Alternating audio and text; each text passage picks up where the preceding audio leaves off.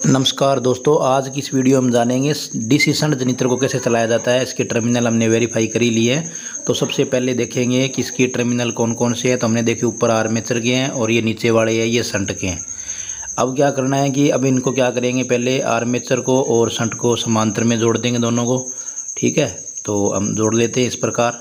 सबसे पहले हमने आर्मेचर का सिरा लिया है, उस पर टर्मिनल टाइट किया है, उसके बाद में फिर अब शंट के साथ इसको टाइट कर देंगे। और यहाँ से एक सिरा अलग से है वो निकालेंगे, तो वो किसका हो जाएगा, वो एक से अलग सिरा लेंगे, वो डायरेक्ट अपने सप्लाई को दे देंगे। ये एक सिरा है, ये डायरेक्ट सप्लाई को दे देंगे और यहाँ लगा देंगे पॉजिटिव पॉइंट पे।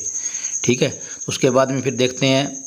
अब हमारे पास स्टार्टर भी रखा है, 3 पॉइंट स्टार्टर है, इसके भी 3 टर्मिनल है। इसको भी हमें क्या करना है, अब भी एक एल लिखा हुआ है लाइन, वो डायरेक्ट लाइन दे देंगे। उसके बाद में फिर 2 सिरे बच गए, एक आर्मेचर का एक फील्ड का। तो अब एक सिरा हम यहाँ से उठाएंगे, वो आर्मेचर का रियोस्टेट में दे देंगे।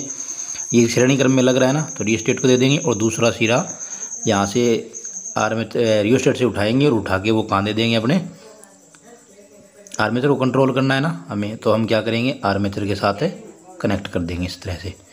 ठीक है, और इस तरह से हमने टाइट कर दिया आर्मेचर का।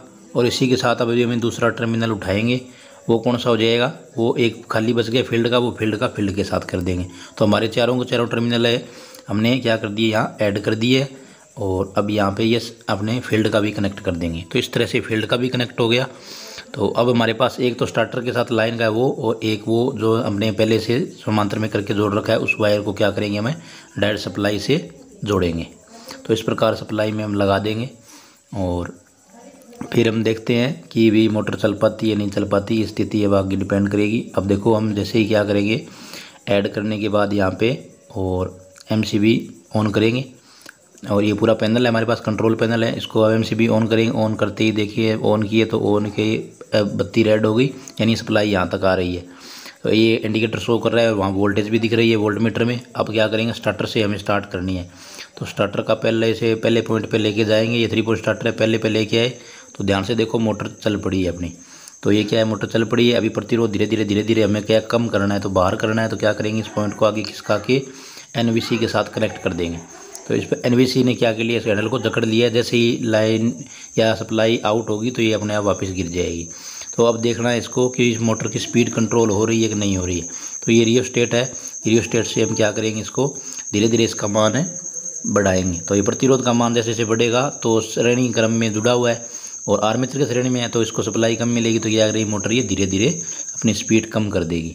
तो इस प्रकार इसकी स्पीड भी कम हो जाएगी। अब देख रहे हैं अपने कि ये स्पीड कम हो रही है। कम होने का कारण आपको समझ में आ ही गया होगा, क्योंकि हमने आर्मेचर के श्रेणी क्रम में इसको जोड़ रखा है, तो ये कम हो रही है। तो इस प्रकार से हमारी ये मोटर है, आज तक हमने चला के देख ली है। अब हम देखेंगे कि भी इसमें तो स्पीड कम हो रही है, और आगे देखेंगे हमें कि भी फील्ड में के साथ यदि कनेक्ट करेंगे तो क्या होगा, फील्ड के साथ आपकी स्पीड इंक्रीज होगी। यदि वीडियो अच्छी लगी हो तो लाइक शेयर और कमेंट करना नहीं भूलें। धन्यवाद दोस्तों।